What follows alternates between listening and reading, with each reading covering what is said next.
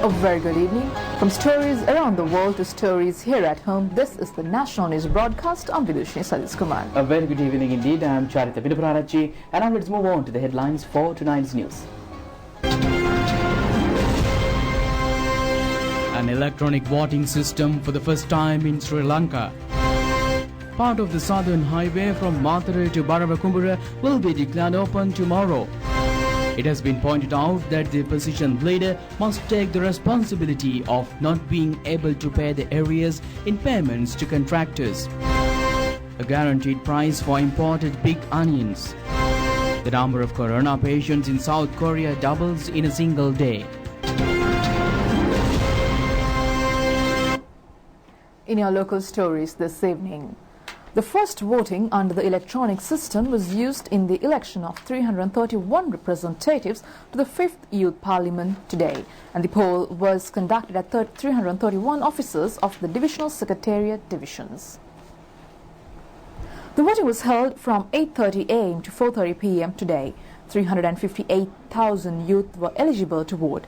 Members of youth societies between the ages of 15 and 29 years and youth registered in the website of the Youth Services Council www.nysc.lk have been qualified for voting. The main operations office of the National Youth Services Council have incorporated the voting centres of all divisional secretariat divisions through internet.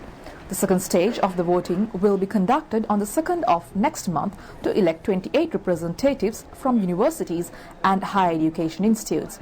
The acceptance of nominations will take place on the 25th of this month. Accordingly, 359 members of the Youth Parliament are to be elected.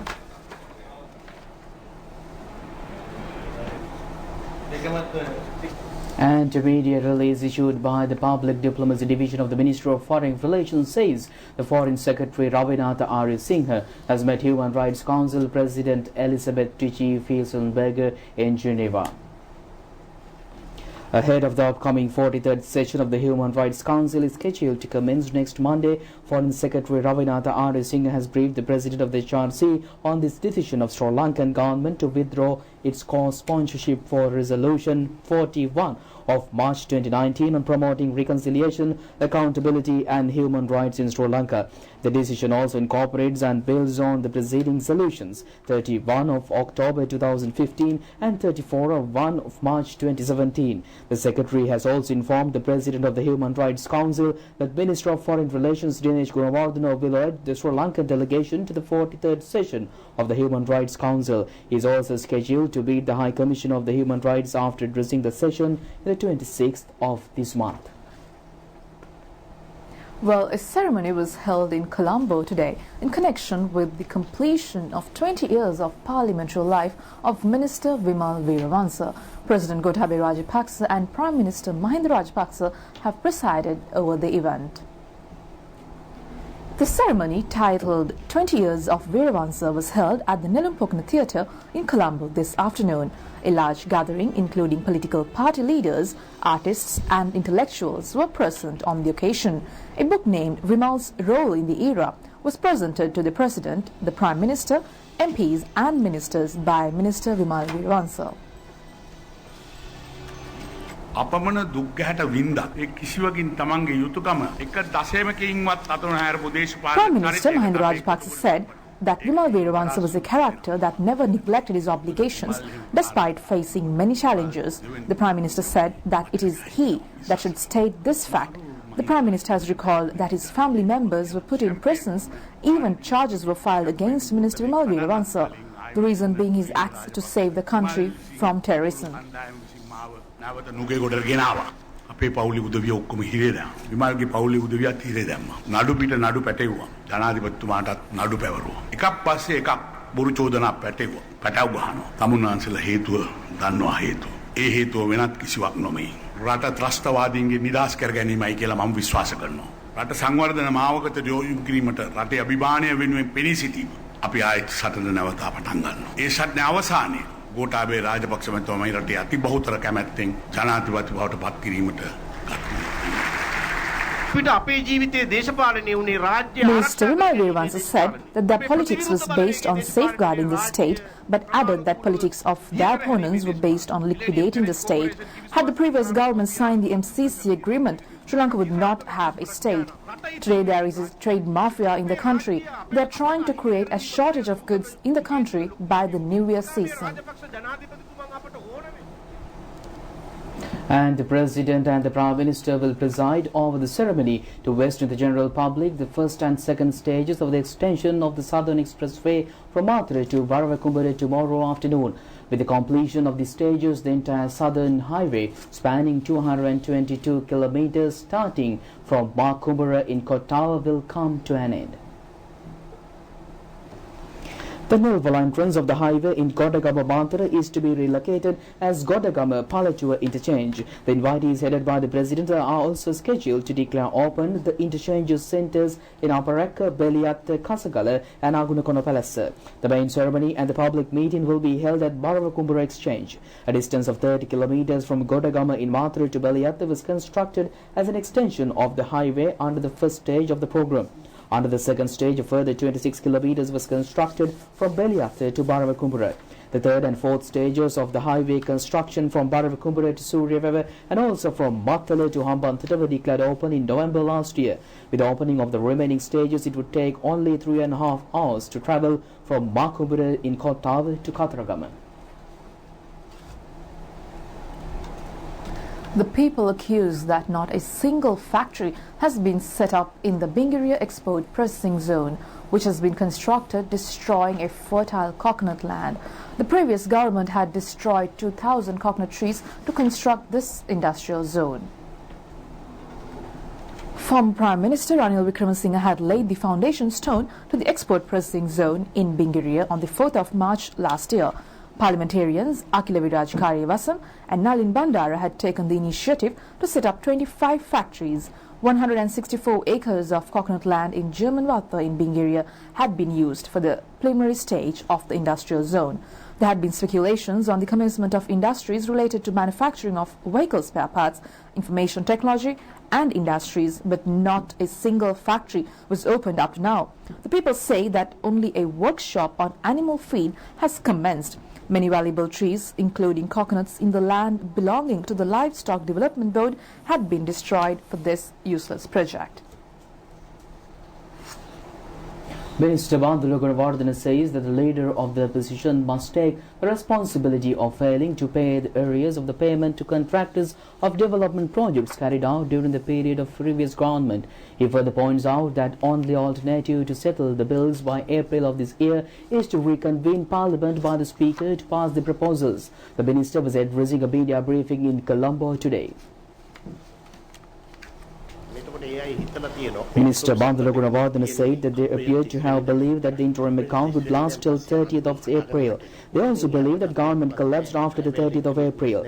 There was no budget. Minister Bandula Gunawardena said that if an election is to be held upon expiry of the interim account, the President of the country is entrusted to special powers under the Constitution to bear any expenditure for 3 months. The interim account has not allocated funds settled bills to be paid in the year 2019. The minister also said that the Prime Minister has added revisions to interim account with the good intentions to settle all bills of the previous government before the end of the year. He also said that his personal opinion is that Ranil Wickremesinghe remained an opposition leader. He would grant approval to the estimate revision without subjecting people into difficulties. Minister also said that the opposition leader said in Parliament that he would support the first clause. The minister said that utterance has demonstrated the lack of knowledge of the opposition leader on state finances. The minister has further said that if there is an honest feeling towards people, the UNP must meet the Speaker and inform him to convene a parliamentary session in order to approve the supplementary estimate.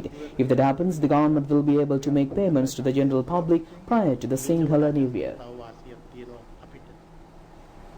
And the milk company says that local milk industry have collapsed due to the government of good governance failing to make payments to milk farmers. Chairman of the company Lasantha Wickremesinghe says that as a result of they are compelled suspend activities of industries related to milk production. The country spends around 55 billion rupees annually to import milk powder. Physicians have pointed out that milk powder consumption triggers many diseases. Specialist physician on child diseases Dr. Rupavahini said that all institutions, including the Health Ministry, the World Health Organization, the UNICEF and many other international health bodies have pointed out that chemicals introduced as milk powder bears propensity to create many diseases caused to all organs in the body. These problems could lead to mental disorders and cancers. The sources point out that therefore local milk industry need to be upgraded. However, due to absence of any appropriate management during the period of the previous government of good governance, local milk industry had been subjected to massive drawback. The Milk Institute is regarded as a trusted institute which extends prominent contribution to the manufacturing of milk-related products. However, at present, the milk manufacturing process of the company is at a minimum level due to not receiving adequate quantities of milk from farmers. The new management of the Milk Institute has taken several measures to overcome the challenges. Chairman of the milk company, Lasantha Wickramasinghe, said that payments to milk farmers have been delayed for 3 years. As a result, the farmers left the Milk Institute and supplied their milk to other institutions. The daily milk production capacity is 400,000 litres. However, the company is receiving less than 150,000 litres. Accordingly, he said that 3/4 of the milk factories are not functioning. The new management of the Milk Institute has taken several measures to alleviate the crisis. The new management under the leadership of the chairman has given prominence to increase the payment for milk produce and to provide payments on time. As a result, somewhat progress has been witnessed. The company hopes to enhance daily output of further 100,000 litres. The price of a cup of yogurt has been increased by 5 rupees. The benefit of the price increase has been passed on to the milk farmers by providing an additional bonus of 5 rupees a litre for a milk produced.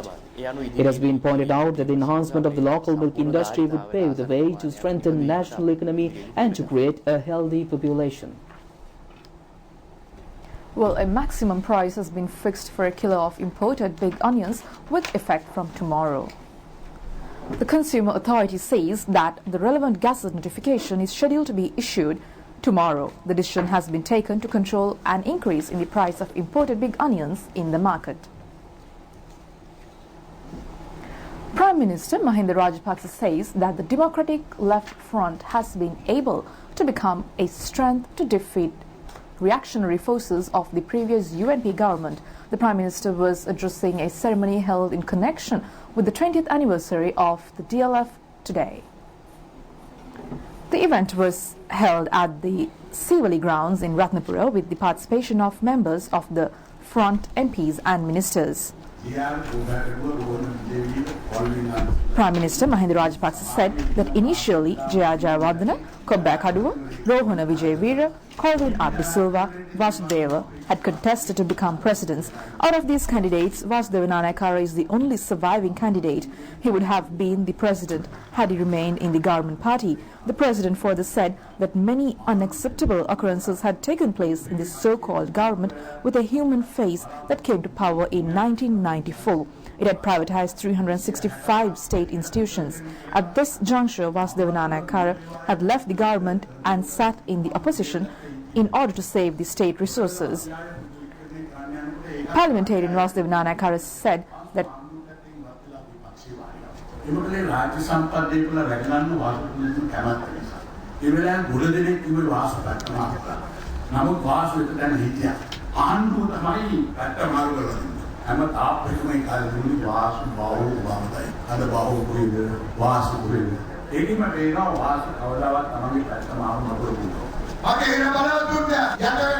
Parliamentarian Vasudeva Nanayakkara said that Mangala Samaravira has signed a US proposal and entrusted them to investigate shortcomings of the war in Sri Lanka. He added that his party has decided to oppose this act. And now our update about the world corona. China reported a sharp decrease in new deaths and cases of the coronavirus on Saturday, but a doubling of infections in South Korea and 10 new cases in Iran added to unease about rapid spread and global reach. China reported a sharp decrease in new deaths and cases of the coronavirus on Saturday, but a doubling of infections in South Korea and fresh cases in Iran is adding to unease about its rapid spread and global reach. Mainland China had 397 new confirmed cases of coronavirus infections on Friday, down from 889 a day earlier. Iran, South Korea, Italy and Lebanon are worsening though. This has prompted a warning from the World Health Organization that the window of opportunity to contain the international spread is closing. South Korea has spiked to 229 new confirmed cases, taking its tally to 433. Officials warned that could rise substantially, as more than 1,000 people who attended a church at the centre of the outbreak had shown flu-like symptoms. Iran, which had no reported cases earlier this week, saw 10 new cases, one of which had died, taking the number to 28 infections and 5 deaths. Welcome back, and more local stories with Bogawan Talava garbage update. Residents of the Bogawan Talava town says that many environmental problems have been arisen due to discharge of garbage into the Birdwell Canal that runs across the town. They further point out that refuse from business centres of the town are being thrown into the waterway, especially during the night time. It has also been reported that 11 labourers of the Birdwell plantation disposed garbage into the canal which originate from the estate. As a result of the dry weather condition prevailing in the western slopes in the central mountainous region, the water level of the canal has fallen. Due to this reason, the waste material remained disposed on the canalway, emanating a strong and unpleasant smell throughout the area. Western Province Governor Specialist Physician Dr. Sita Arambipala says that a permanent solution should be provided to the refuse problem through a national policy. She also says that all parties should jointly find solutions without being isolated. Vehicle transport on the Colombo-Katnayaka highway was obstructed due to a fire in the refuse collection yard in Ambalamulla in Sidua. The heavy smoke that permeated in the area has become an impediment for vehicle transport. The Western Province government, who has inspected the premises today, said that several special projects will be implemented to provide permanent solution to the garbage problem. Western Province Governor and Specialist Physician Dr. Sita Arambipala said that a permanent solution is needed for the problem of refuse. She added that she believes under the direct intervention of the President, a permanent solution to the garbage problem would become possible. The Governor also said that she accepts with respect the opinions of environmentalists on the problem. The Western Province Governor further said that it is only through joint collaboration of environmentalists, local government institutions and the governments that a solution could be found. And the Perdujana Sarodi Babal Social Hospitality Program was held at the President's College, Ambalapitiya today. The event has been organized by the Ministry of Health, Indigenous Medicine, Women's and Children's Affairs and Social Security. The program has been conducted under the leadership of Minister Pavitra Vanyarachi. Medical clinics, handing over of Samurdhi Sipdara scholarships, distribution of loans of 1.5 lakhs each to 80 persons for self-employment were included in the program. The other services provided were provisions of self-employment each amounting to 30,000 rupees each to senior citizens, handing over of wheelchairs, crutches to disabled. All departments, institutions of the ministry as well as private institutions have extended assistance for the mobile social hospitality program.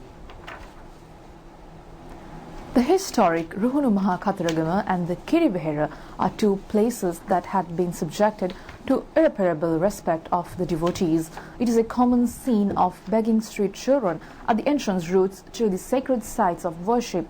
Most of the street children are school-going age kids, but who have been deprived of school education. This is an extremely tragic situation, and today we concentrated our attention on these desperate children.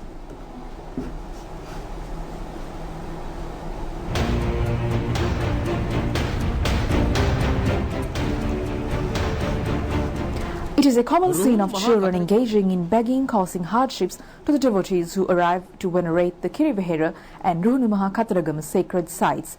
Around 50 such children were spotted in the Katharagama and Sella Katharagama areas. Most of these children are of the school-going age, but who have completely overlooked their right for school education. It is a pathetic fact of the responsible authorities not focusing attention on this problem. There have been children below age of 5 years who were the beggars. Some of the parents of the children are either divorced or separated persons. It is the children who are feeling the brunt of the situation. Many of the victimized children are in the custody of their relatives. Some outsiders are trying to earn money by using these children. It has also been reported that some of the children are addicted to narcotics as well. Some outsiders other than the children are also engaged in begging, tormenting the innocent devotees. The Kataragama police station has arrested such street children on several occasions. However, custodians of the children get the children out of police custody and redeploy in begging, aggravating the issue. The national television has inquired on the response of the Children Protection Authority in this regard. The national television points out that it is the responsibility of the relevant authorities to allow the devotees to engage freely in their veneration and also to extend the necessary opportunities for the child victims to receive their due school education. And with that we conclude tonight's news. Do it tomorrow at the very same time. Good night.